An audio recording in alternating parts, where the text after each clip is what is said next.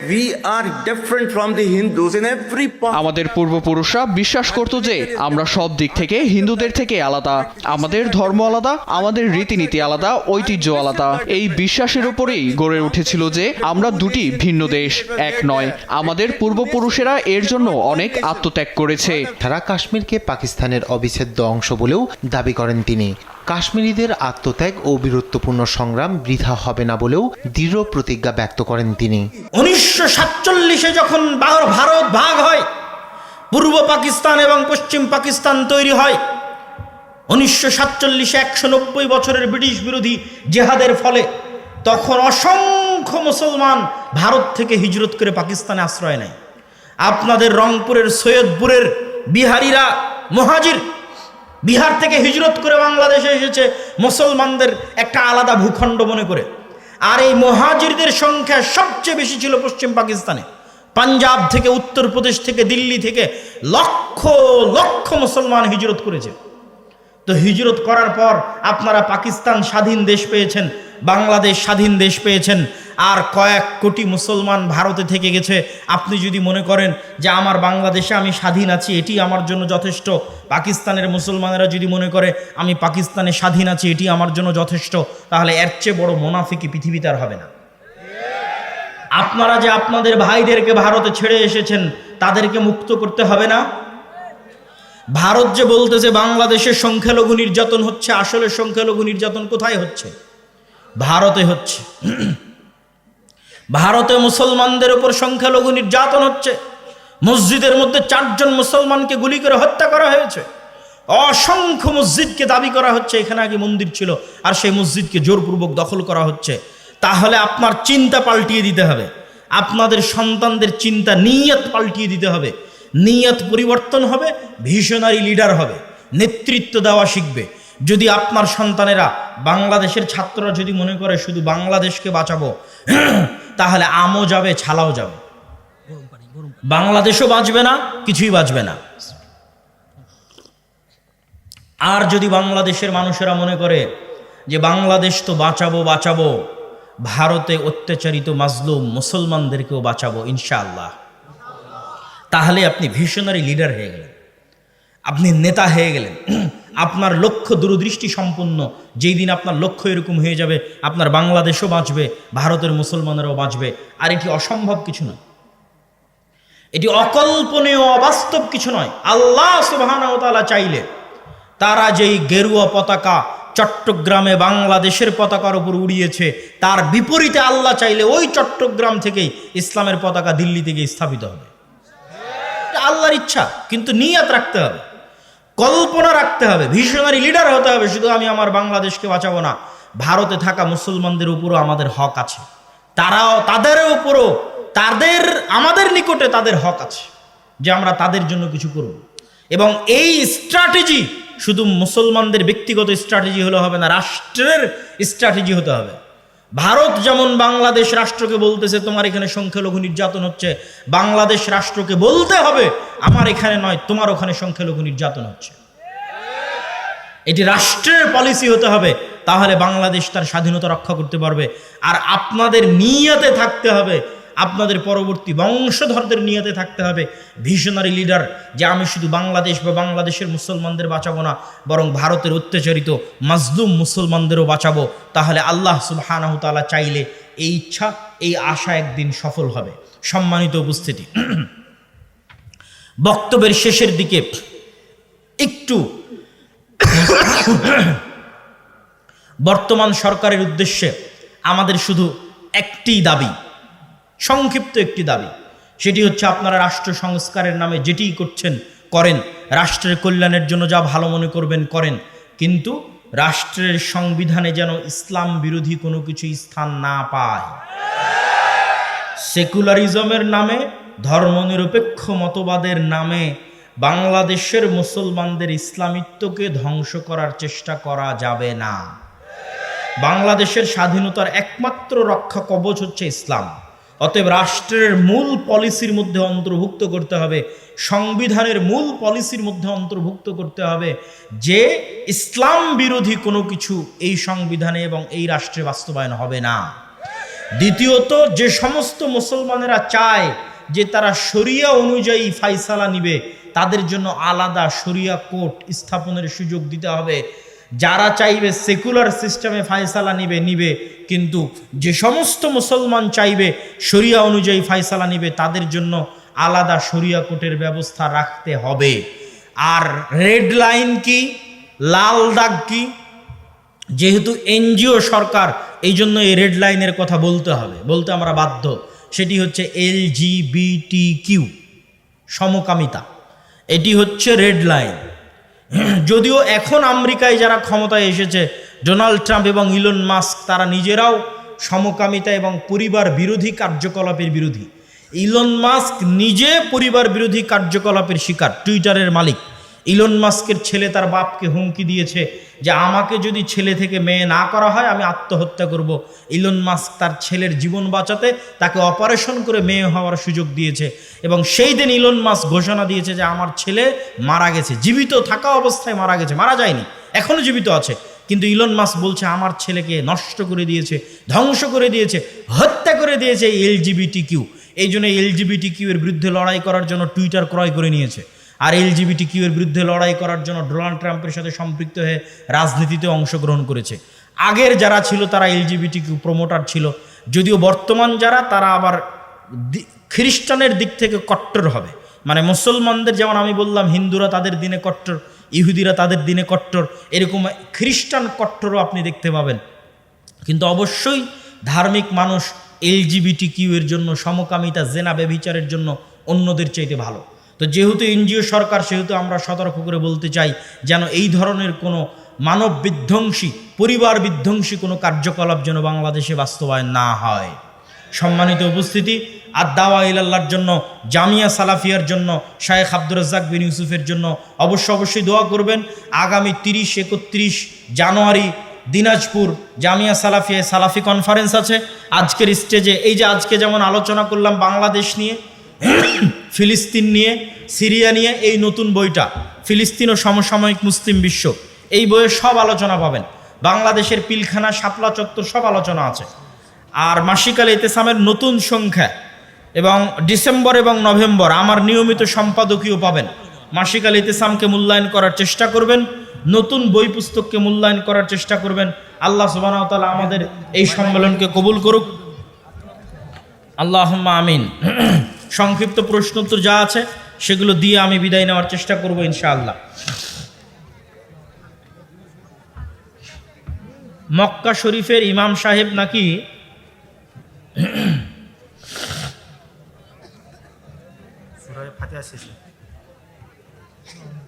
হুজুর, আমি মসজিদে এসে নামাজে রুকু অথবা সিজদা পেলাম, কিন্তু সূরা ফাতিহা পড়তে পেলাম না, তাহলে আমাকে কি পরে এই রাকাত নামাজে পড়ে নিতে হবে না হবে না? রুকু পেলে রাকাত হয়ে যাবে, সূরা ফাতিহা না পেলেও। রাসূল সাল্লাল্লাহু আলাইহি ওয়াসাল্লামের সালাত বনাম প্রচলিত সালাত নামে একটা বই আছে শায়েখ আব্দুর রাজ্জাক বিন ইউসুফের। সালাতের সব মাসালা সূচিপত্র পড়লেও নামাজ ঠিক হয়ে যাবে। বইগুলো কোন দিকে পাওয়া যাচ্ছে? হাতের বাম পাশে, স্টেজে হাতের বাম পাশে বই আছে। কেউ যদি কিছুই না নিয়ে যান, 20, 25 কি 30 টাকা দাম, আমার জানা নাই, মাসিক আল ইতিসাম অবশ্যই নিয়ে যাবেন, 30 টাকা, তাই না? কিছুই যদি না নিয়ে যান, আপনার পেঁয়াজি পুরি খাওয়ার খরচ দিয়ে, আজকে তো জালসায় যারা এসেছেন সবাই কোথাও না কোথাও পেঁয়াজি, বন্ধু বান্ধব, বাটা মাদ্রা খেয়ে টাকাটা নষ্ট করেছেন। মাসিক আল ইতিসাম নিয়ে যান। আপনাদের এমপি সাহেব বক্তব্য দিল ইকরা, ইকরা মানে পড়া, মানে উনি বললেন হেদায়েত শুরু হবে পড়া দিয়ে, তো না পড়লে কিসের হেদায়েত? পড়তে হবে। তাশাহুদ পড়ার সময় শাহাদত আঙ্গুলি কেউ 2 বার 1 বার ধারাবাহিক নাড়াতে থাকতে হবে। যে ব্যক্তি জর্দা, বিড়ি, সিগারেট, গুল খায় তার পিছনে সালাত হবে কি? ওই ইমামকে পরিবর্তন করতে হবে। পরিবর্তন না হলে পাশের মসজিদে যেতে হবে। আশেপাশে ভালো কোনো মসজিদ এরকম না থাকলে বাধ্যগত অবস্থায় তার পিছনে সালাত পড়া যায়। আমাদের পরিচয় তো মুসলিম, তাহলে বিভিন্ন নামে নিজেদের সম্বোধন করি কেন? বৈশিষ্ট্যগত নাম বলা যায়। সাহাবীরা মুসলিম হওয়ার পরও আনসার, সাহাবীরা মুসলিম হওয়ার পরও মুহাজির।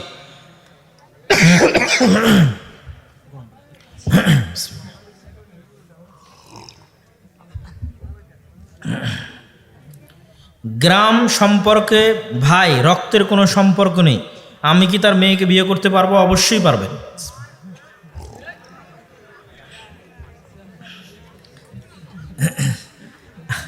আপনি বগুড়ায় বলেছেন ব্যাংকে সুদ ছাড়া টাকা রাখা যাবে, কিন্তু ব্যাংক তো ওই টাকা দিয়ে অন্যজন থেকে সুদ নিবে। বিশেষ জরুরি যদি না হয় তাহলে টাকা রাখার দরকার নাই, জরুরি প্রয়োজনে আমরা রাখার কথা বলেছি। তবে অবশ্যই ইন্টারেস্ট নেওয়া যাবে না। অনিচ্ছাকৃতভাবে কাউকে আঘাত করলে কি পাপ হবে? ক্ষমা চেয়ে নেবেন। শায়েখ, আমি আপনাকে অনেক ভালোবাসি, আমি একজন জেনারেল লাইনের ছাত্র। কোনো এক সংগঠনের ব্যক্তি বলেছেন আমিরের হাতে বায়াত গ্রহণ না করলে নাকি ঈমান পরিপূর্ণতা হবে না। কতটুকু যৌক্তিক? আমিরের হাতে বায়াত করতে হবে, তবে তার আগে আমির থাকতে হবে। আমির কই? আমির তো নাই। আমির কে? যে আমাকে গ্রেফতার করতে পারে, আমাকে ফাঁসি দিতে পারে, আমার হাত কাটতে পারে, আমাকে রজম করতে পারে, সে আমির। সে হচ্ছে আমিরুল মুমিনিন, আমিরুল মুজাহিদিন। এ আমির যখন আসবে তখন ওই আমিরের হাতে বায়াত করতে হবে। আর এখন আপনার বায়াত আপনি চাইলেও না চাইলেও প্রধান উপদেষ্টা ডক্টর ইউনূসের কাছে করা আছে। আর আপনি জামাতবদ্ধ থাকবেন কি দিয়ে? 5 ওয়াক্ত সালাত মসজিদে আদায় করার মাধ্যমে। বিতের সালাত প্রতিদিনই দোয়ায় কুনুত পড়তে হবে। সেটি কি রুকুর আগে বুকে হাত বেঁধে না কি রুকু থেকে উঠে? দুটিই করা যায়, দুটির হাদিস আছে। শায়েখ আসসালামু আলাইকুম, মসজিদের সাথেই সরাসরি পাকা কবর, তার মাঝে কোনো দেয়াল নেই এবং মসজিদের সামনের দেয়ালে কাবা ঘরের ছবি রয়েছে। মসজিদের সাথেই সরাসরি পাকা কবর, সাথে বলতে কি পশ্চিম দিকে? যদি পশ্চিম দিকে হয় মাঝে অবশ্যই দেওয়াল দিতে হবে। আর সাথে বলতে যদি মসজিদের এরিয়ার বাইরে হয়, মূল প্রাচীরের মধ্যে না হয়, আর সাইডে হয়, ডানে বামে হয়, আর ওই মসজিদ যদি ওই কবরকে কেন্দ্র করে তৈরি হওয়া না হয় তাহলে সমস্যা নেই। আর মসজিদের পশ্চিমে কোনো কিছু রাখা যাবে না, সাদা ঘড়িও রাখা যাবে না, ঘড়িও রাখবেন পিছনে। সালাতে মনোযোগ নষ্ট হয় এমন কিছুই সামনে রাখা যাবে না। কোনো দাড়ি চাছা, টাকনো নিচে কাপড় পরা মানুষ বিড়ি সিগারেট খায়, সুদখোর, এমন লোকদের সালাম দেওয়া যাবে কি? যদি মনে হয় তাদেরকে সালাম না দিলে, বয়কট করলে হেদায়েত হতে পারে, তাহলে বয়কটের রাস্তা হিসেবে করা যেতে পারে। আর যদি মনে হয় যে না, তাকে সালাম দিয়ে ভালো ব্যবহার করে বুঝালেই হেদায়েতের সম্ভাবনা আছে, তাহলে সালাম দিতে হবে। সালাম যাকে চেনা যায় তাকেও দিতে হয়, সালাম যে অপরিচিত তাকেও দিতে হয়। স্বাভাবিক যতক্ষণ মুসলমান আছে, মুসলমানদের এরিয়ায় আছে, ততক্ষণ সালাম দিতে হবে। আমি শুনেছি যে ইসলাম ধর্ম ব্যতীত অন্য ধর্মের ছোট সন্তান জন্মের কিছুদিন পর মারা গেলে সে কি জান্নাতীদের কর্মচারী হবে? যারা নাবালক অবস্থায় মারা গেছে তাদের ক্ষেত্রে বিশুদ্ধ মত এটি যে তারা জান্নাতে যাবে, এটি বিশুদ্ধ মত। কিভাবে থাকবে জান্নাতে আল্লাহু আলাম। আমি আব্দুর রাকিব, বেনামাজির জানাজা করা যাবে কি? পিতামাতা এবং সৎমা যদি না পড়ে নামাজ, তাহলে তাদের জানাজা কি করা যাবে? বেনামাজিদের সাথে আত্মীয়তার সম্পর্ক ছিন্ন করা যাবে কি? ওই যে বললাম, আপনার অবস্থান, আপনি যদি এলাকার সম্মানিত আলেম হন, আপনি যদি এলাকার একজন প্রভাবশালী ব্যক্তি হন, তাহলে বেনামাজির জানাজায় যাওয়া আপনার জন্য ঠিক হবে না, ঠিক আছে? তবে আপনি যদি এমনি স্বাভাবিক একজন মানুষ হন, তাহলে কাউকে না কাউকে তো ওই ব্যক্তির জানাজা আদায় করে কাফন দাফন করতে হবে। তো স্বাভাবিক মানুষেরা তাদের জানাজা করে কাফন দাফন আদায় করবে। মানুষ তার অবস্থা অনুযায়ী সিদ্ধান্ত নেবে। আপনি যদি আপনার বাবা মা সালাত আদায় করে না, মনে করেন সম্পর্ক ছিন্ন করলে তাদেরকে সালাত আদায় করানো যাবে, তাহলে পরিপূর্ণ সম্পর্ক তো বাবা মায়ের সাথে ছিন্ন কখনই করা যাবে না। মুশরিক হলো, কাফের হলো, তাহলে হয়তো একটু দূরে দূরে থেকে তাদেরকে সালাতের বিষয় বলে তাদেরকে আনা গেল, এটা একটা বিষয়। আর যদি মনে হয় না ভালো ব্যবহারের মাধ্যমে হেদায়েতের দিকে আনা যাবে, তাহলে নামাজ না পড়লেও তাদের সাথে ভালো ব্যবহার করে, তাদের সাথে উত্তম আচরণ করে তাদেরকে হেদায়েত করার চেষ্টা করতে হবে। এই বিষয়গুলো কনটেক্সটের উপর নির্ভর করে, সোজা সাপটা কোনো উত্তর দেওয়া যাবে না। আপনি কোন পরিস্থিতিতে আছেন, কোন পরিবেশে আছেন, আপনার জন্য কোনটা কার্যকরী হবে ওই ব্যক্তির হেদায়েতের জন্য সেটাই করতে হবে। আল্লাহ সুবহানাহু ওয়া তাআলা আমাদেরকে সঠিক বুঝার, জানার ও মানার তৌফিক দান করুক। সবাই বৈঠক শেষে দোয়া পড়ি। সুবহানাকা আল্লাহুম্মা ওয়া বিহামদিকা আশহাদু আল্লা ইলাহা ইল্লা আনতা আস্তাগফিরুকা ওয়া আতুবু ইলাইক। আসসালামু আলাইকুম ওয়া রাহমাতুল্লাহি ওয়া বারাকাতুহু। আসসালামু আলাইকুম ওয়া রাহমাতুল্লাহি ওয়া বারাকাতুহু। আলহামদুলিল্লাহ, আলহামদুলিল্লাহি ওয়াহদা, ওয়াসসালাতু ওয়াসসালামু আলা মান লা নাবিয়্যা বা'দা। প্রশংসা আল্লাহ সুবহানাহু তাআলার জন্য, শান্তি অবতীর্ণ হোক মুহাম্মদ সাল্লাল্লাহু আলাইহি ওয়াসাল্লামের প্রতি। আপনারা কি ক্লান্ত? আশা করব যে পিছনেও যারা দাঁড়িয়ে আছেন তারাও শান্তশিষ্টভাবে দুই সাইডে জায়গা খুঁজে নিয়ে বসে পড়বেন। আপনারা বিরক্ত হওয়ার পূর্বেই বক্তব্য শেষ করব। আপনি বিরক্ত হয়ে উঠে যাবেন আর আমি বক্তব্য চালাতেই থাকবো এমনটি নয়, তবে যতক্ষণ বক্তব্য চলবে ততক্ষণ আপনাদের ধৈর্য কামনা করছি ইনশাআল্লাহ। আর বক্তব্যের শুরুতেই যারা এই প্রোগ্রামের আয়োজন করেছে, বিশেষ করে দাওয়াইল্লাহর নাম আপনারা শুনছেন, আব্দুর রহিমও দাওয়াইল্লাহর নাম উচ্চারণ করে গেছে। আপনাদের এলাকাতেই, শুধু এই গোবিন্দগঞ্জ উপজেলাতেই আমরা 15টা মক্তব পরিচালনা করে থাকি। আর এই 15টা মক্তবের শিক্ষকদের আমরা নিজ খরচে নিয়ে গিয়ে রাজশাহী জামিয়া সালাফিয়াতে ট্রেনিং দেওয়েছি, আবার তাদেরকে ফেরত পাঠিয়েছি, তাদের মধ্যে প্রতিযোগিতার আয়োজন করেছি, দেশব্যাপী মক্তব প্রতিযোগিতা হয়েছে। তো এই গোবিন্দগঞ্জ অঞ্চলে যারা আমাদের দাওয়া ইলাল্লাহর দায়িত্ব পালন করে, তাদের এই দাওয়া ইসলামী পাঠাগার, এটির অধীনে আরও বিভিন্ন কার্যক্রম তারা পরিচালনা করে থাকে। যেমন 500 জন ছাত্রছাত্রীকে কোরআন বিতরণ করা হয়েছে এই ইসলামী পাঠাগার থেকে। 700টি বৃক্ষরোপণ করা হয়েছে। গত বছর প্রায় 10 লক্ষ টাকার মতো শীতের পোশাক বিতরণ করা হয়েছে। 210 জনের মধ্যে ফ্রি ব্লাড ডোনেট করা হয়েছে। ঈদ উপহার প্রায় 2 লক্ষ টাকার ব্যয় করা হয়েছে এবং 15,000 টাকার বন্যার্থদের ত্রাণ, যেটা মূলত আমাদের মাধ্যমেই গেছে। আমরা যে বন্যার্থদের ত্রাণ বিতরণ করছিলাম সেটির মাধ্যমেই তারা এই ত্রাণটি বিতরণ করেছে এবং বিভিন্ন বই পুস্তক ফ্রি বিতরণ সহ আরও অসংখ্য কার্যক্রম এটির মাধ্যমে হয়ে আসতেছে। তো এবং তারা আজকের প্রোগ্রামটি আয়োজন করেছে, তাদেরকে আপনারা সহযোগিতা করবেন। হয়তো তাদের স্বেচ্ছাসেবকরা আপনাদের মধ্যে যাবে এবং আমি বক্তব্যের শুরুতেই যাওয়ার জন্য বলবো, আপনারা অন্তর খুলে এবং মন খুলে তাদেরকে সহযোগিতা করবেন। আমার সংক্ষিপ্ত বক্তব্যের বিষয়বস্তু কি? আমার সংক্ষিপ্ত বক্তব্যের বিষয়বস্তু, অন্য সময় যদি আসতাম তাহলে অবশ্যই যেটা গতানুগতিক স্বাভাবিক বক্তব্য হয় সেটিই বলতাম, কিন্তু এখন এমন এক পরিবর্তিত পরিস্থিতিতে আমরা যাতায়াত করছি, কথাবার্তা বলছি, যে পরিবর্তিত পরিস্থিতিতে আমি চাইলেও মানুষের আলোচনার মধ্যে রাজনীতি আছে, আমি না চাইলেও মানুষের আলোচনার মধ্যে রাজনীতি আছে। আর এই সময়ে আমি ইসলামের রাজনৈতিক ভিউ, ইসলাম রাজনীতি বলতে কি বুঝায়, এটা মানুষকে যত ভালোভাবে বুঝাতে পারবো, অন্য সময় মানুষ এটা ক্যাচও করতে পারবে না, ধরতেও পারবে না, ওই আলোচনা শুনতেও পারবে না। তো আমার আজকের আলোচনার মূল বক্তব্যের বিষয়বস্তু আপনাদেরকে একটু বুঝতে হবে। আমাদের দেশে রাজনীতি মানে গণতন্ত্র, অথবা অন্য দেশে রাজনীতি মানে সমাজতন্ত্র, অন্য কোথাও রাজনীতি মানে আরো অনেক কিছু dot dot dot dot dot. তো ইসলাম আসলে কিভাবে রাষ্ট্র ক্ষমতাকে দেখতে চায়, ইসলাম কিভাবে রাষ্ট্র ক্ষমতায় যেতে পারে, এই বিষয়ের ধারণা এখন আপনি যতটা মনোযোগ দিয়ে শুনতে পারবেন, আর কোনোদিন আর কখনো অতটা মনোযোগ দিয়ে শুনতেও পারবেন না, বুঝতেও পারবেন না। তো ইসলামের রাজনৈতিক ধ্যান ধারণা বা রাষ্ট্র ব্যবস্থার একমাত্র নাম হচ্ছে খেলাফা। কি বলেন তো? খেলাফা, খেলাফতি রাষ্ট্র ব্যবস্থা। খেলাফা যেন প্রতিষ্ঠা না হয় তার জন্যই গণতন্ত্র তৈরি করা হয়েছে। খেলাফা যেন প্রতিষ্ঠিত না হয় তার জন্যই সমাজতন্ত্র তৈরি করা হয়েছে।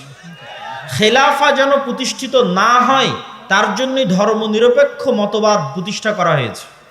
খেলাফা যেন প্রতিষ্ঠিত না হয় তার জন্য লিবারালিজম, উদারনৈতিক, সেকুলারিজম ইত্যাদি বিভিন্ন তন্ত্রমন্ত্রের প্রচার এবং প্রসার করা হয়েছে। তাহলে যেই তন্ত্রমন্ত্রের জন্মই হলো ইসলাম যেন ক্ষমতায় না যেতে পারে, সেই জন্য সেই তন্ত্রমন্ত্র দিয়ে কিভাবে ইসলাম প্রতিষ্ঠা হবে? সেটিকে তো তৈরি করা হয়েছে যেন ইসলাম ক্ষমতায় না যেতে পারে। তো তাহলে বলবেন যে আপনারা বক্তব্য দিতে আসলেই এগুলোর বিরোধিতা করেন, তাহলে ইসলাম ক্ষমতায় যাবে কিভাবে? আর এগুলো কেন ভ্রান্ত সেটি আমরা বুঝবো কিভাবে? সম্মানিত উপস্থিতি, আজকের যারা ক্ষমতায় আছে তারা কি গণতান্ত্রিক পদ্ধতিতে নির্বাচিত হয়েছে? একটু কথা বলতে হবে। গণতান্ত্রিক পদ্ধতিতে নির্বাচিত হয়েছে? হয়নি। আজকের ক্ষমতায় আসার জন্য, এই পট পরিবর্তনের জন্য সাধারণ ছাত্র জনতা, গ্রাম থেকে উঠে আসা সাধারণ ধর্মপ্রাণ মুসলমান, তাদের কুরবানি, তাদের জীবন সবচেয়ে বেশি গেছে। যেমন আপনাদের রংপুর বিভাগের আবু সাইদ, তাদের মধ্যে ন্যূনতম দিনের জ্ঞান আছে বলেই রংপুর বিভাগের আবু সাইদের বাবা বলেছে যেন আমার ছেলের কোনো ভাস্কর্য তৈরি না হয়, মূর্তি তৈরি না হয়। এবং আবু সাইদের ফেসবুক পোস্টে গেলে দেখবেন বহু বক্তব্য শায়েখ আব্দুর রাজ্জাক বিন ইউসুফের শেয়ার দেওয়া আছে, এখনো গিয়ে চেক করতে পারেন। এবং আমি আমাদের মাসিক আল ইতিসামের সম্পাদকীয়তেও তুলে ধরেছি নভেম্বর মাসের। তো এই যে হাজার হাজার ছাত্র জনতা, ধর্মপ্রাণ মানুষ জীবন দিল, কিন্তু বর্তমান রাষ্ট্র ক্ষমতায় তাদের কোনো ক্ষমতা দেখতে পান নাই। তাহলে বর্তমান রাষ্ট্র ক্ষমতা কাদের কাছে আছে? এনজিও আলাদের কাছে আছে। এই জন্য কেউ কেউ এই সরকারকে একত্রিত করে নাম দিয়েছে এনজিও গ্রাম সরকার, মানে ব্রাক এনজিও আর গ্রামীণ ব্যাংক, তো এনজিও গ্রাম সরকার। আমি এই সরকারের সমালোচনা করছি না, আপনাকে বুঝাচ্ছি, আপনাকে বুঝতে হবে যে 2000 সাধারণ ছাত্র জনতা প্রাণ দিল, কিন্তু ক্ষমতায় তাদের সিদ্ধান্ত গ্রহণের কোনো জায়গা নাই। ছাত্ররা দাবি করলো আমরা রাষ্ট্রপতি চাই না, একবার ছাত্ররা দাবি করলো আমরা ইসকন নিষিদ্ধ চাই, একবার দাবি করলো অমুককে উপদেষ্টা চাই না, কেমনে উপদেষ্টা হয়ে গেছে জানি না, কোনো কথার ভ্যালু নাই। মানে এখন যারা ছাত্রদের দায়িত্ব পালন করতেছে তাদের কথার কোনো গুরুত্ব নাই, মানে রাষ্ট্রে তাদের স্টেক নাই। তাহলে রাষ্ট্রে স্টেক আছে কাদের? ক্ষমতা কাদের? শক্তিশালী প্রতিষ্ঠান যাদের ছিল। এটা দুনিয়ার অটোমেটিক নিয়ম। যখন ফ্যাসিজম বিদায় নিয়েছে, একটা সরকার চলে গেছে, তখন ওই দেশে যেই প্রতিষ্ঠানগুলো সবচেয়ে শক্তিশালী, ক্ষমতা অটোমেটিক তাদের হাতে চলে যায়। আপনি চাইলেও যাবে, না চাইলেও যাবে। যেমন বাংলাদেশের সবচেয়ে শক্তিশালী প্রতিষ্ঠান হচ্ছে সেনাবাহিনী। তো স্বৈরাচার বিদায়ের পর অটোমেটিক ক্ষমতা কার কাছে যাবে? সেনাবাহিনীর কাছে যাবে। তো এইরকম যাদের মিডিয়া সবচেয়ে শক্তিশালী, প্রথম আলো, ডেইলি স্টার, যারা অর্থনৈতিকভাবে যাদের প্রতিষ্ঠান সবচেয়ে শক্তিশালী, ব্রাক, 12,000 কোটি টাকা বাৎসরিক আয় ব্যয় ব্রাকের। হ্যাঁ, আপনাদের বাংলাদেশের সব মাদ্রাসা মিলে 12,000 কোটি টাকা হবে কিনা আল্লাহ ভালো জানে, বাৎসরিক আয় ব্যয়। তাহলে যে শক্তিশালী প্রতিষ্ঠান যারা থাকে, অটোমেটিক তাদের কাছে ক্ষমতা চলে যায়। তো মুসলমানদের শক্তিশালী প্রতিষ্ঠান নাই, মুসলমানদের প্রতিনিধিত্ব করবে এরকম শক্তিশালী কোনো মিডিয়া নাই, মুসলমানদের প্রতিনিধিত্ব করবে এরকম শক্তিশালী কোনো অর্থনৈতিক প্রতিষ্ঠান নাই, মুসলমানদের প্রতিনিধিত্ব করবে এরকম শক্তিশালী কোনো জাতীয় প্রতিষ্ঠান নাই, যারা মুসলমানদের প্রতিনিধিত্ব করবে জাতীয় পর্যায়ে, মেইন স্ট্রিমে নাই। মুসলমানেরা হচ্ছে হুজুগে বাঙালি। আপনি যদি বলেন আমি 5 বছরের জন্য ভোটে যাওয়ার জন্য চেষ্টা করব, তো আপনি 5 বছরের এখনই ক্ষমতায় যাওয়ার জন্য চেষ্টা করবেন, কালকে আপনি ক্ষমতায় থাকবেন না, কালকে আপনিও ক্ষমতা থেকে বিদায় নেবেন। কিন্তু যদি আপনি বলেন যে না, আমি শক্তিশালী প্রতিষ্ঠান তৈরি করব আগামী 50 বছরকে সামনে রেখে, আগামী 100 বছরকে সামনে রেখে, তো এরকম হাজারো শাসক আসবে যাবে, কিন্তু আপনার শক্তিশালী প্রতিষ্ঠানের কারণে ক্ষমতায় আপনার স্টেক চিরস্থায়ী হবে। এই জন্য মুসলমানদের শক্তিশালী প্রতিষ্ঠান তৈরি করার দিকে মনোযোগ দিতে হবে। আপনি আজকে আমেরিকার ক্ষমতায় ডোনাল্ড ট্রাম্প আসুক আর জো বাইডেন আসুক, ক্ষমতা মূলত ইহুদিদের হাতে। কেন ইহুদিদের হাতে? জো বাইডেনও ক্ষমতায় আসতে চাইলে ইহুদি মিডিয়া ব্যবহার করতে হবে, ডোনাল্ড ট্রাম্পও ক্ষমতায় আসতে চাইলে ইহুদি মিডিয়া ব্যবহার করতে হবে। বাইডেন ক্ষমতায় আসতে চাইলেও টাকা ইহুদি ব্যাংকের কাছ থেকে, কোম্পানির কাছ থেকে নিতে হবে। ট্রাম্প ক্ষমতায় আসতে চাইলেও টাকা ইহুদি কোম্পানি, ইহুদি ব্যাংকের কাছ থেকে নিতে হবে। ফলত ক্ষমতায় কে আসলো সেটি ধর্তব্য নয়। ভোটে না দাঁড়িয়েও, নির্বাচন না করেও শুধু শক্তিশালী প্রতিষ্ঠান থাকার কারণে আমেরিকার একচ্ছত্র ক্ষমতার মালিক হচ্ছে ইহুদিরা। তাদের সংসদে কোনো প্রতিনিধিত্ব না থাকার পরেও তারা শক্তিশালী, তারা পাওয়ারফুল। সম্মানিত উপস্থিতি, তাহলে মুসলমানদের করণীয় কি কি হতে পারে? আপনি এই মাসের নভেম্বর মাসের মাসিক আল ইতিসাম যদি পড়েন, তাহলে হেডিং দেওয়া আছে ইসলামের সামগ্রিক বিজয় যেভাবে সম্ভব। মানে ইসলাম সামগ্রিকভাবে বিজয়ী হবে কিভাবে। ইসলাম কিন্তু শুধু মসজিদের ধর্ম নয়, ইসলাম শুধু ব্যক্তি জীবন, বিয়ে শাদীর হুকুম আহকামের ধর্ম নয়, বাপ মরে গেলে সম্পত্তির বন্টন হবে এই ধর্ম নয়। ইসলামের সকল দৃষ্টিভঙ্গি আছে, ঠিক ইসলামের রাজনৈতিক দৃষ্টিভঙ্গি আছে যার নাম খেলাফা। খেলাফার সবচেয়ে বড় মূলনীতি হচ্ছে সত্যবাদিতা, ন্যায়পরায়ণতা। কি বললাম বলেন তো? সত্যবাদিতা এবং ন্যায়পরায়ণতা, এই দুটো ইসলামী রাষ্ট্র ব্যবস্থার সবচেয়ে বড় মূলনীতি। মুসলমানেরা কখনোই আল্লাহর দয়ায় রাষ্ট্র ক্ষমতায় যেতে পারবে না যতক্ষণ না মুসলমানেরা নিজেরা সত্যবাদী না হয়, মুসলমানেরা নিজেরা ন্যায়পরায়ণ না হয়। আপনি সত্যবাদী ন্যায়পরায়ণ না হয়ে জান্নাতে যেতেও পারেন। কিভাবে? মিথ্যা বললেন বলে আল্লাহর কাছে ক্ষমা চাইলেন, আল্লাহ যদি ক্ষমা করে দেয়। অন্যের হক নষ্ট করলেন, করে তার কাছেই ক্ষমা চাইলেন, ভাই তোমার হক নষ্ট করেছি মাফ করে দাও, সে যদি ক্ষমা করে দেয় তো আপনি জান্নাতে যেতে পারবেন। কিন্তু মিথ্যা বলে, অন্যায় করে মুসলমান আল্লাহর দয়ায় রাষ্ট্র ক্ষমতায় যেতে পারবে না। কেন পারবে না আল্লাহর দয়ায় মুসলমান রাষ্ট্র ক্ষমতায় যেতে? এই পুরো পৃথিবীর একচ্ছত্র ক্ষমতার মালিককে।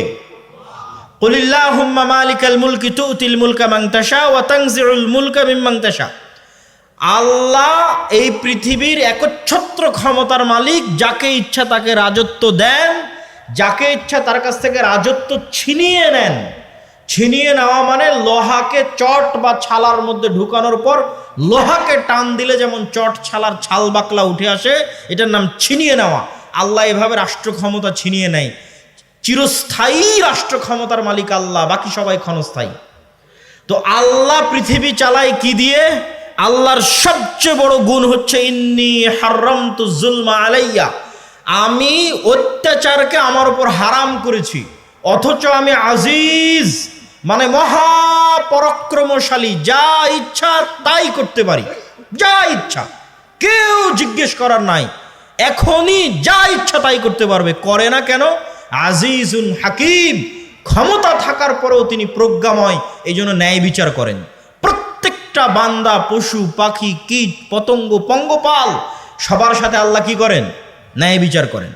আর এই পুরো পৃথিবী তিনি নিষ্ঠার সাথে, সঠিক মানদণ্ডের সাথে, সূর্যকে কখন উঠতে হবে, চন্দ্রকে কখন ডুবতে হবে, রাত কখন হতে হবে, দিন কখন হতে হবে, বৃষ্টি কখন হতে হবে, কে কখন মারা যাবে, কার কখন জন্ম হবে, প্রত্যেকটা বিষয় পুঙ্খানুপুঙ্খরূপে সাজানো আছে এক নিখুঁত মানদণ্ডে, ন্যায় বিচারে, ন্যায় নিষ্ঠার সাথে, সত্যবাদিতার সাথে আল্লাহ পৃথিবী চালান।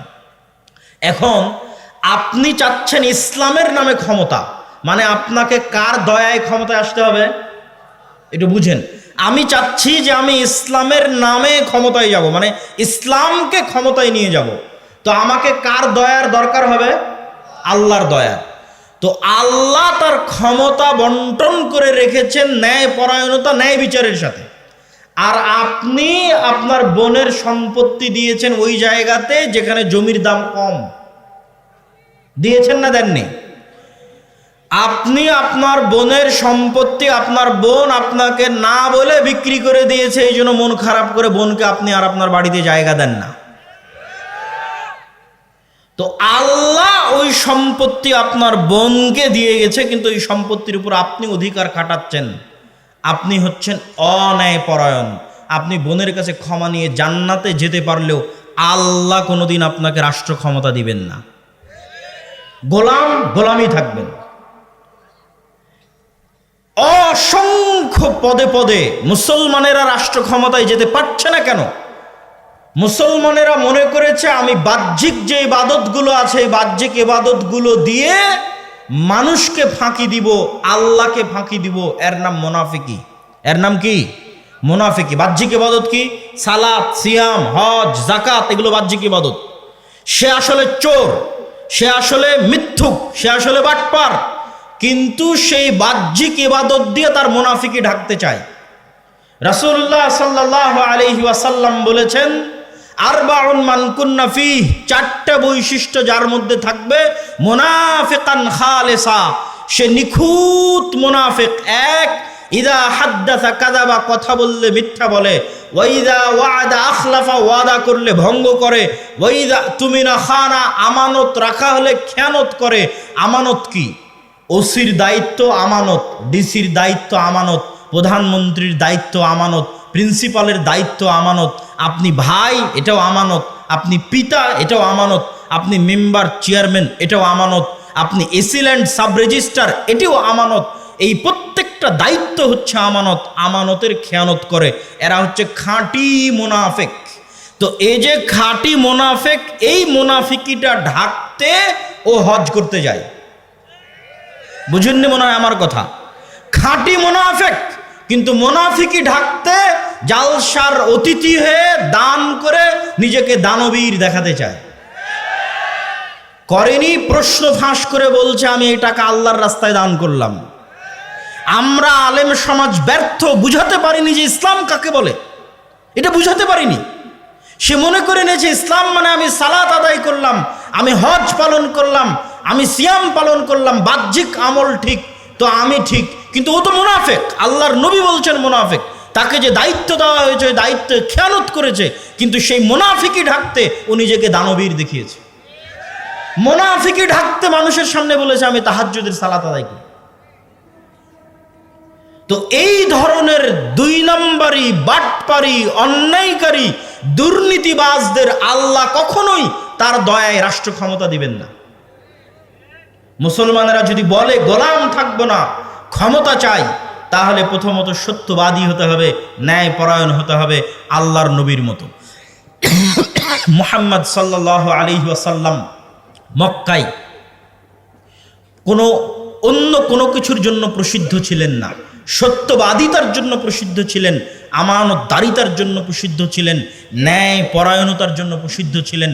তার ন্যায় পরায়ণতা, আমানতদারিতা, সত্যবাদিতার অসংখ্য ঘটনা শোনানো যাবে, কিন্তু এতটুকু বলে শেষ করি, আল্লাহর নবী যদি সত্যবাদী, আমানতদার, ন্যায় পরায়ণ না হতেন, তাহলে আবু সুফিয়ান কোনোদিন তার হাতে ইসলাম গ্রহণ করতো না।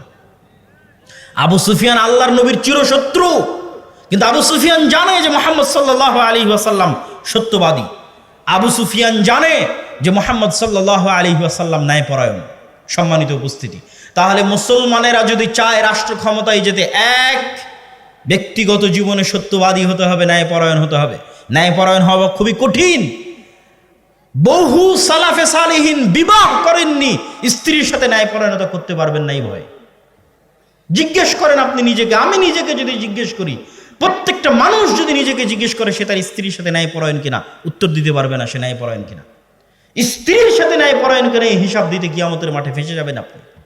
বোনের সাথে ন্যায় বিচার করেছেন কিনা এই হিসাব দিতে কিয়ামতের মাঠে ফেঁসে যাবেন। আমরা বাঙালিরা আমাদের প্রত্যেকটা ধাপে ধাপে চরম দুর্নীতিবাজ। প্রত্যেকটা AC land sub registrar, 90% AC land sub registrar, OC, DC, নামাজি, আল্লাহওয়ালা, হাজি, উমরাকারী, কিন্তু নিজ নিজ দায়িত্বে আমানতের খেয়ানত করে, মানে সব মুনাফিক। মুনাফিকি ঢাকতে বাহ্যিক ইবাদতগুলো করছে। এরা আজীবন গোলাম থাকবে, এদের পরবর্তী প্রজন্ম গোলাম থাকবে। স্বাধীন হতে চাইলে, মুক্ত হতে চাইলে ন্যায় বিচারক হতে হবে, সত্যবাদী হতে হবে, ন্যায়পরায়ণ হতে হবে, তাহলে স্বাধীন হবে, বাংলাদেশ স্বাধীন হবে। 3 নাম্বার, ইসলামকে যদি রাষ্ট্র ক্ষমতায় নিয়ে যেতে চান, তাহলে মুসলমানদেরকে তাদের কলোনিয়াল মাইন্ড সেট আপ, 190 বছর ব্রিটিশদের অধীনে আমরা যে গোলামির জীবনযাপন করেছি, এই কলোনিয়াল মাইন্ড সেট আপ থেকে বের হয়ে এসে আপনাকে কট্টর হতে হবে নিজের দিনের উপর। নিজের দিনের উপর কট্টর হতে কেন বললাম? সারা পৃথিবী তার দিনের উপর কট্টর হচ্ছে, সারা পৃথিবী। আপনি ইহুদিদেরকে দেখেন, তারা তাদের দিনের উপর শতভাগ কট্টর, পৃথিবীর কাউকে পরোয়া করে না, কোনো কম্প্রোমাইজ নাই, তার দিন সে পালন করবে। পাশের ভারতকে দেখেন, হিন্দুত্ববাদী তার নামে, উগ্রবাদী তার নামে 10 বছর থেকে ভারতে ক্ষমতায় আছে। তারা তাদের নিজের দিনের উপর শতভাগ 100% কট্টর, কট্টর ও কঠোর।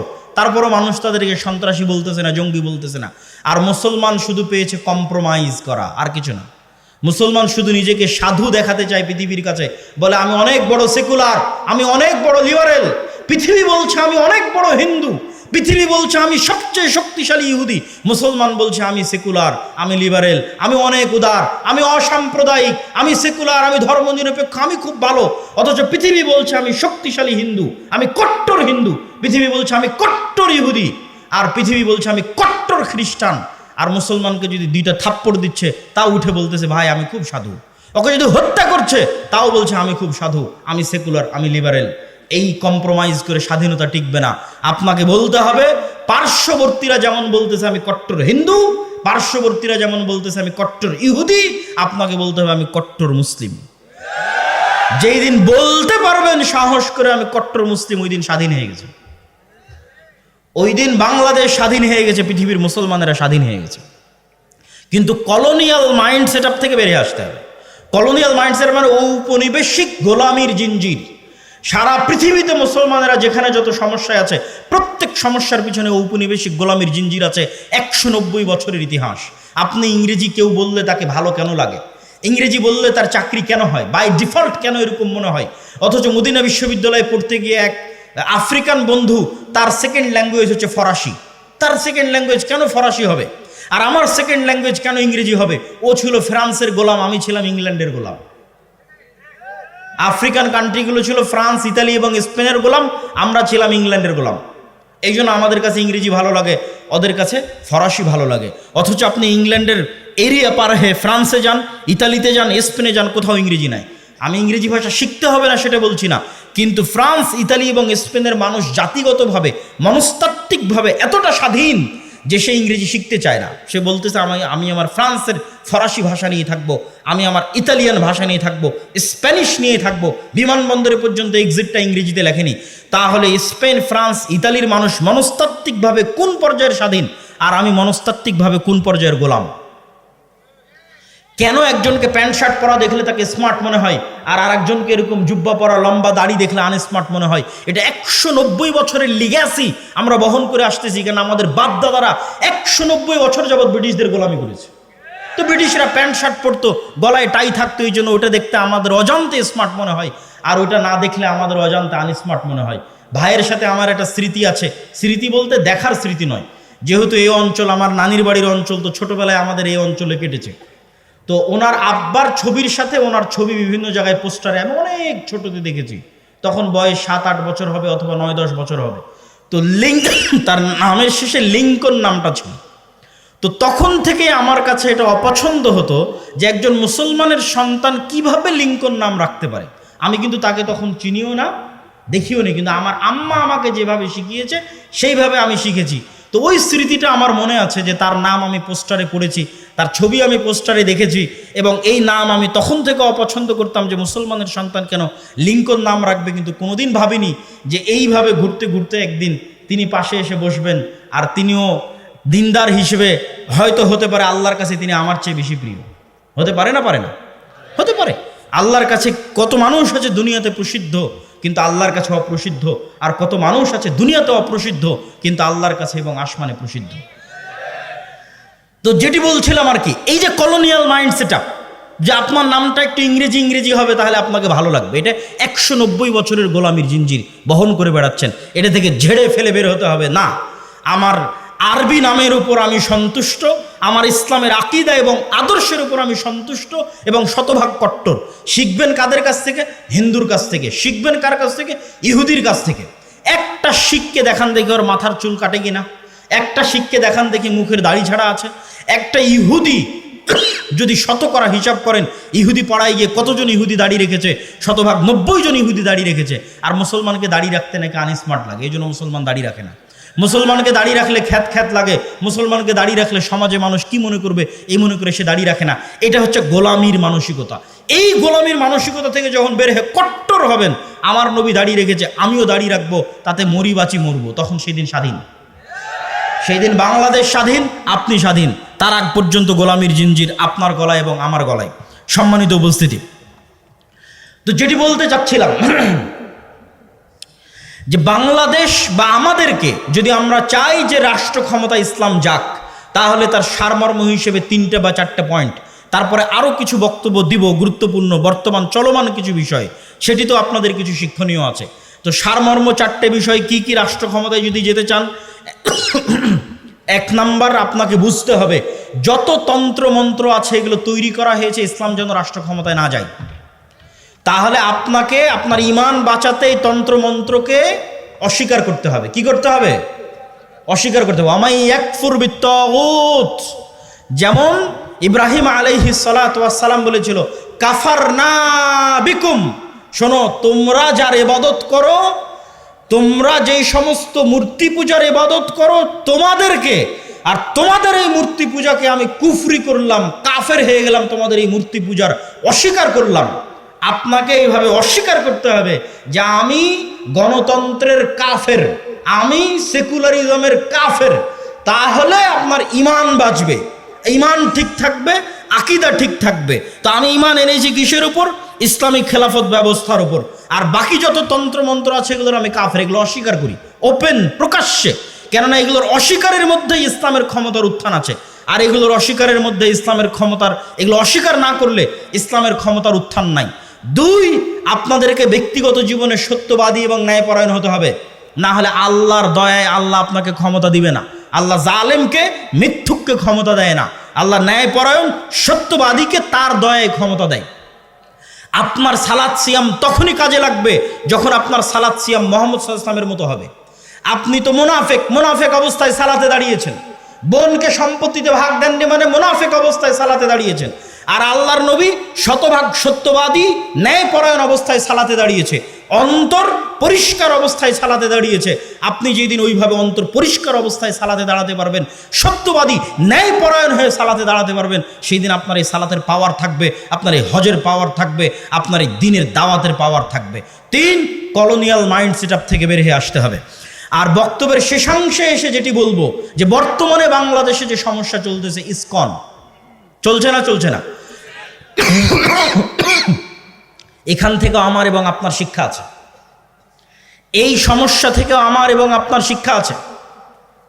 এই সমস্যা থেকে আমার এবং আপনার শিক্ষা কি? ইসকন নামক যে সংগঠন বর্তমান বাংলাদেশে চলমান আছে, এই ইসকন মূলত হিন্দু ধর্মীয় শ্রী চৈতন্যের মতবাদকে প্রমোট করে, যেটিকে বলা হয় বৈষ্ণব শাখা, হিন্দু ধর্মের বৈষ্ণব শাখা। আর শ্রী চৈতন্যকে কেউ বলে যে তিনি নিজে শ্রীকৃষ্ণ, আর কেউ বলে যে শ্রী চৈতন্য মূলত শ্রীকৃষ্ণের ভক্ত ছিলেন। তো এই ধারাটার মূল বক্তব্য কি? এই ধারাটার শ্রী চৈতন্যের মূল বক্তব্য হচ্ছে হিন্দুদের মধ্যে যে জাতপাতের ভেদাভেদ আছে, হিন্দুদের মধ্যে জাতপাতের ভেদাভেদ আছে, ব্রাহ্মণ, ক্ষত্রিয়, শূদ্র, এরকম 4টে ভাগে তারা বিভক্ত। তার মধ্যে সবচেয়ে সম্মানিত অংশটা হচ্ছে ব্রাহ্মণ, যারা তাদের দাবি অনুযায়ী তাদের ভগবানের মাথা থেকে সৃষ্টি হয়েছে, নাউজুবিল্লাহ। তো এই নিম্নবর্ণের হিন্দুদের কোনো অধিকার হিন্দু সমাজে ছিল না, ফলত নিম্নবর্ণের হিন্দুরা দলে দলে ইসলাম গ্রহণ করেছে। কেননা ইসলামের সবাই সমান, ইসলামে কোনো জাত নাই, পাত নাই, কালার নাই, রং নাই, বর্ণ নাই, ভাষা নাই, কিছু নাই। ইন্না আবাকুম ওয়াহিদ ওয়া ইন্না রাব্বাকুম ওয়াহিদ ইয়া আইয়ুহান নাসু উবুদু রাব্বাকুমুল্লাযী খালাকাকুম মিন নাফসিন ওয়াহিদা। তোমাদের পিতা এক, তোমাদের রব এক। জো বাইডেনের পিতা, নরেন্দ্র মোদীর পিতা, ডক্টর ইউনূসের পিতা একজনই, আদম আলাইহিস সালাতু ওয়াস সালাম। তো ইসলামের সবাই সমান, এখানে কোনো জাতপাত নাই, রং বর্ণ কিছু নাই। তো এই জন্য নিম্নবর্ণের হিন্দুরা দলে দলে ইসলাম গ্রহণ করেছে। নিম্নবর্ণের হিন্দুদেরকে ইসলাম থেকে ঠেকাতে, নিম্নবর্ণের হিন্দুদেরকে পাওয়ারফুল করার জন্য, হিন্দু সমাজে তাদের একটা জায়গা তৈরি করার জন্য শ্রী চৈতন্যের মতবাদের আবির্ভাব হয়, যেটিকে হিন্দু ধর্মের বৈষ্ণব শাখা বলে। এটিকে নিয়ে কাজ করে ইসকন। এই জন্য ইসকনের বড় বড় মন্দিরগুলো নিম্নবর্ণের হিন্দুরা যেখানে বেশি থাকে ওখানে আছে। ঢাকার স্বামীবাগ পুরোটা মেথরপট্টি, ওই মেথরপট্টির মধ্যে স্বামীবাগের সবচেয়ে বড় ইসকন মন্দির সেখানে নির্মিত। সিলেটের চা বাগানের শ্রমিকরা নিম্নবর্ণের হিন্দু, ওই সিলেটের চা বাগানের শ্রমিকদের মধ্যে ইসকন খুবই শক্তিশালী। বাংলাদেশের রাষ্ট্রপক্ষের আইনজীবী সাইফুল ইসলাম আলিফ ভাইকে মেথরপট্টিতে হত্যা করা হয়েছে, কেননা মেথরপট্টিতে ইসকন সবচেয়ে শক্তিশালী। নিম্নবর্ণের হিন্দুদের নিয়ে ইসকন কাজ করে। আর ইসকনের কাজ কি? ইসকনের মূল টার্গেট কি? ইহুদিরা ইসরায়েল কিভাবে প্রতিষ্ঠা করেছে? ইহুদিরা ইসরায়েল প্রতিষ্ঠা করেছে কাঁদতে কাঁদতে, মায়া কান্না দিয়ে।